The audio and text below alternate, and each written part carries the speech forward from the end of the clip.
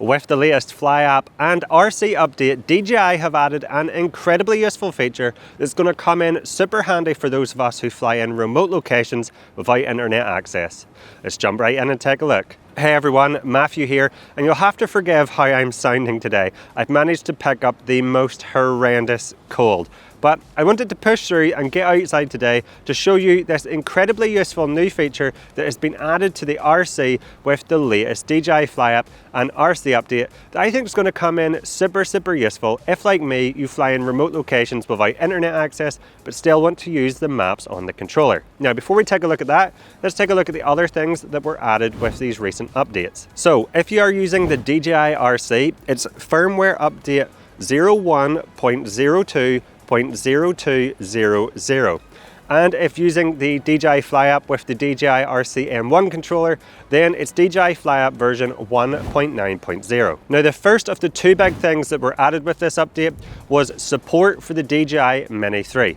This is DJI's latest new budget drone and is the baby brother to the DJI Mini 3 Pro. I have an in-depth video going over everything you need to know about that drone, so if you want to know more about the DJI Mini 3, I'll put a link in the description or you can just click up here. Now the second thing that was added with this update, and what I really want to focus on today, is offline maps. Now offline maps are great because they allow you to store sections of the map to your controller so that it doesn't rely on Wi-Fi to get that map information when you're flying in them locations. It simply uses the pre-downloaded map that is stored to your controller. Now as mentioned, I think this is a massive win for those of us who fly in remote locations without internet access, but it will also come in super handy even if you're flying in a location where you can connect to the internet. And there's a few reasons for that. If, for example, you use a mobile hotspot on your phone to connect Wi-Fi to your RC controller, you might know that it's not always the most reliable. I know myself that whenever I turn on my RC,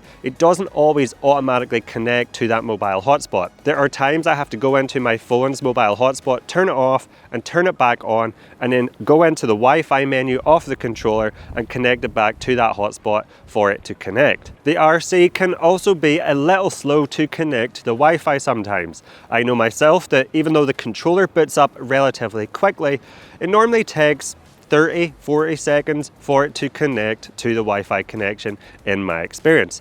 So offline maps are going to be great in that case. So let me give you a walkthrough on how it works. So it's super simple to use. When you're on your RC home screen, you simply want to press the profile button and then you'll see a new offline maps option. Now something that's important to note is you must have a micro SD card inserted into the controller. If you don't, whenever you tap offline maps, you will get a prompt asking you to insert a micro SD card.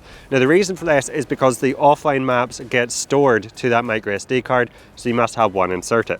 Once you've done that, you will see a world map appear. Now, don't make the mistake in thinking that you can download the entire world map. Unfortunately, you can't.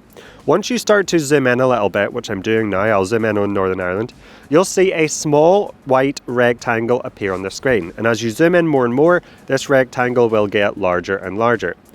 Now the area within this small rectangle is the area that you're downloading as an offline map. So what you want to do is you want to move the map around and zoom in until the area that you want to download as an offline map is within that rectangle. What I'm going to do is download the Ballantoy area as an offline map, so I'm happy with the area of the map that's in that rectangle.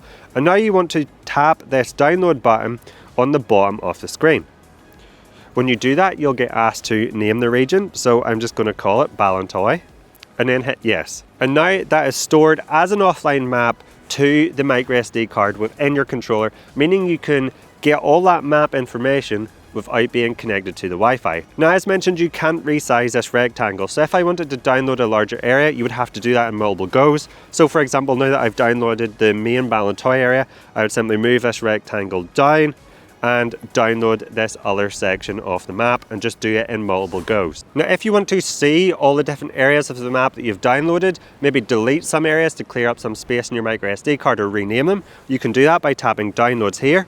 You can see the Ballantoy area that I've downloaded, and by tapping these three dots on the right side of the screen, you can either rename that area or delete it. So now that we have the offline map downloaded, what I'm going to do is I'm going to turn off the Wi-Fi And I'm going to go into the drone. And now what I'm going to do is I'm going to open up the map. And as you can see, even though that we have no Wi-Fi, this map is now available for me to use offline.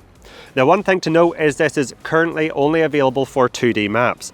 This will not work for satellite map views. So even though I've downloaded this area as a 2D map, if I go in and change this to satellite, you'll see it's all incredibly blurry. That's because it only works for 2D maps. So there you have it. That's how you use the new offline feature. And that's everything that was included with this most recent update. Now, if you've liked this video and you've learned something new, please let me know by giving me the thumbs up and clicking that like button down below. And if you love all things drones and want to know how to get more cinematic videos and better photos with your drone, then I recommend you check out my channel where I have a ton of other content to help you level up your drone game. Make sure you've subscribed and that notification bell is checked so that you don't miss any of my upcoming videos. And if you want to stick around and see a few more of them now, here's a few I personally recommend. I'll not keep you back any further. Thank you so much for watching. I'll catch you over there.